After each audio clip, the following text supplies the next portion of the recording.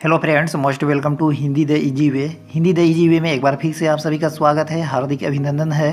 आज मैं आप सभी को एक निबंध बताने जा रहा हूं। तो फ्रेंड्स, आज का जो निबंध का विषय है वो है पुस्तकों का महत्व। पुस्तकों का महत्व क्यों ज़रूरी होता है, इस बारे में आज इस वीडियो में सीखेंगे।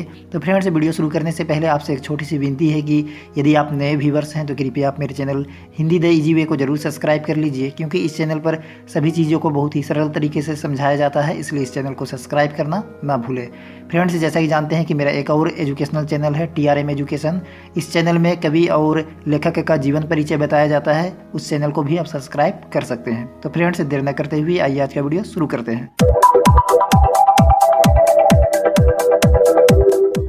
पुस्तकें मित्रों में सबसे शांत और स्थिर है, वे सलाहकारों में सबसे सुलभ और बुद्धिमान है और शिक्षकों में सबसे धैर्यवान है। चार्ल्स विलियम इलियट की कही यह बात पुस्तकों की महत्वता को उजागर करती है। जी हाँ फ्रेंड्स, जो विद्वान थे चार्ल्स विलियम इलियट, उन्होंने ये बातें कही कि पुस्तकें मित्रों में सबसे शांत और स्थिर है, वे सलाहकारों में सबसे सुलभ और बुद्धिमान है और शिक्षकों में सबसे धैर्यवान है। तो फ्रेंड्स, ऐसा कहा जाता है कि यदि आपको मित्रता करनी हो तो आप पुस्तकों से मित्रता कीजिए, क्योंकि पुस्तक ही आपका वो सच्चा साथी है जो आपको राह दिखा सकता है। तो फ्रेंड्स, मैं यही कहना चाहूँगा कि आप अच्छे पुस्तक पढ़िए, क्योंकि पुस्तक पढ़ने से ज्ञान में बढ़ोतरी होती है और जो मनुष्य का ज्ञान है वो आजीवन बढ़ता रहता है।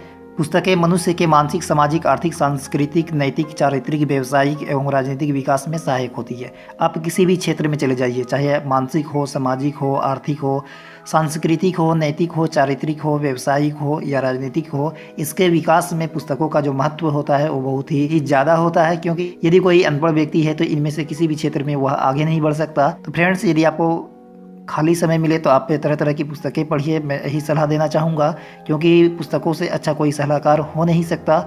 महात्मा गांधी ने कहा है, पुस्तकों का मूल्य रत्नों से भी अधिक है, क्योंकि पुस्तकें अंतःकरण को उज्ज्वल करती है। पुस्तक पढ़ने से होने वाले लाभ को देखते हुए उन्होंने अन्यत्र कहा, पुराने वस्त्र पहनो पर नई पुस्तकें खरीदो। जी हाँ फ्रेंड्स, आप पुराने कपड़े पहन सकते हैं। यदि आपके पास पैसे की कमी है तो आप पुराने कपड़े पहनकर भी आप रह सकते हैं, लेकिन आप नई नई पुस्तकें पढ़िए, क्योंकि नई नई पुस्तकें पढ़ने से यह फ़ायदा होता है कि आप नई नई चीज़ें सीखेंगे, और जब नई नई चीज़ें सीखेंगे तो आपका जो मानसिक विकास है वो बहुत तेज़ गति से होगा।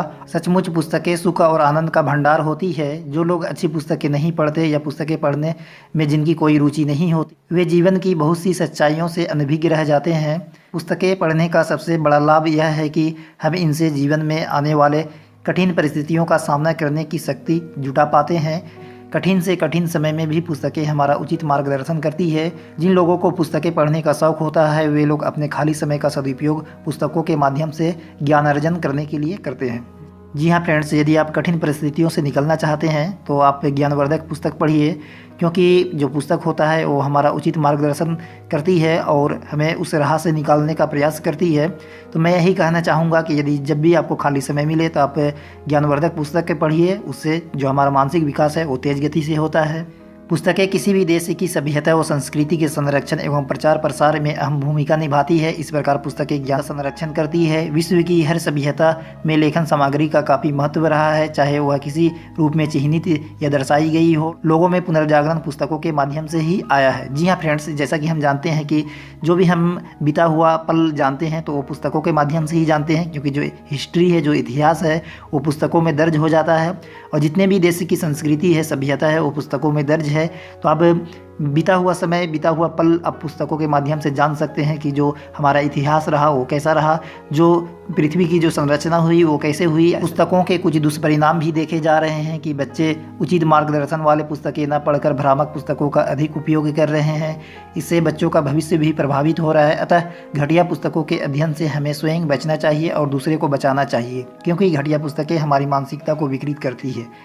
जी हाँ फ्रेंड्स, ऐसा कहा जाता है कि यदि आपका मित्र गलत हो तो आप में भी गलत भावना जग जाती है। इसलिए जब आप पुस्तक पढ़ें तो आप अच्छी पुस्तकें पढ़ें। जो भद्दी और गंदी पुस्तकें होती हैं, ऐसी पुस्तक पढ़ने से हमें बचना चाहिए और दूसरों को भी बचाने का प्रयास करना चाहिए।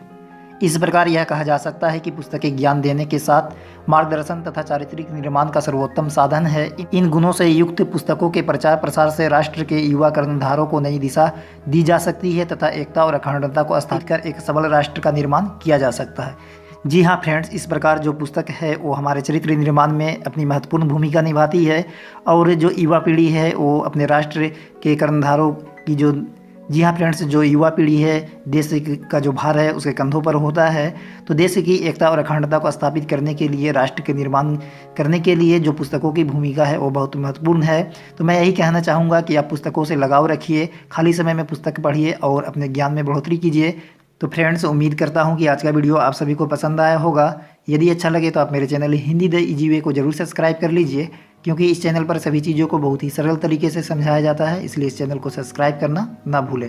फ्रेंड्स, जैसा कि जानते हैं कि मेरा एक और नया चैनल है TRM एजुकेशन। इस चैनल से भी आप जुड़ सकते हैं, क्योंकि जितने भी लेखक कवि हैं उसका जीवन परिचय इस चैनल पर बताया जाता है। तो फ्रेंड्स, इस चैनल को भी आप सब्सक्राइब कर सकते हैं।